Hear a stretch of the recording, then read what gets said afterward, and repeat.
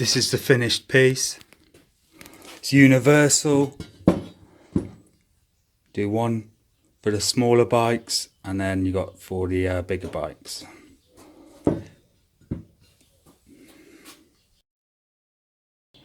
Have you ever just thought you want to quickly make a dirt bike stand because you're fed up of keep lifting it onto the paddock stand? Well, this is what I'm about to do.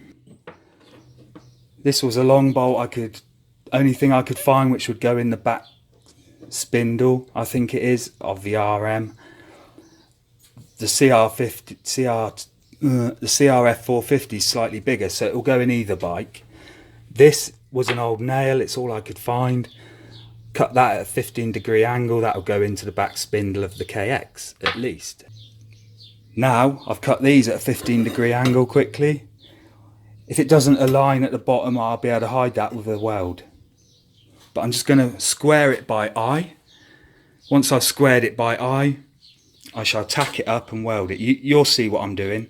It's just a really quick way of making a triangle stand, and I'm going to make it universal, hopefully. Oh, I hope the wind's not going to mess this up. You can see I've just squared it by eye quickly. Doesn't look too bad. This is the welder I'm using. It was like 50 quid off Amazon. I've had it for years and it's perfect. Does the job. I've done all sorts of jobs with it for people and myself. I love it. This is my favourite part, welding, although it's only a little job. Anything to have a go on the welder. It's so easy to weld. I'm all self-taught. All you got to do is try and make sure you got a good earth with this, and then make sure the machine's on. And for example, when you start tapping, there, it's got a good earth. That's the key, earthing it out. And then once you've got the earth, it will just spark. If it doesn't spark, your earth is crap. You might have to scrape down, get down to the metal, you know, get the rust off with a wire brush or something, a grinder if it's really bad. But yeah, key to it is getting a good earth. Stop that, you silly dog.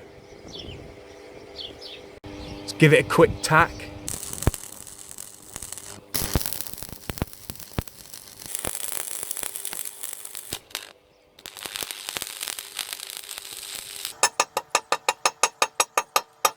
I'm just knocking off, I think they call it slag.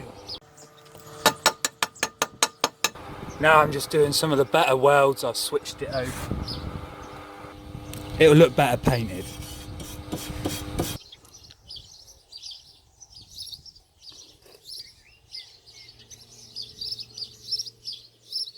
Not too bad. Nothing to write home about though. Just propping this up with a stiff pliers.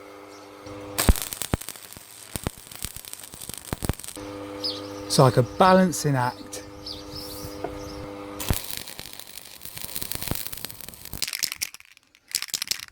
Some cheap spray paint. Doesn't taste very nice, does it? Maybe you should get out of these fumes. Go on. Get out of it. Good boy. I told you.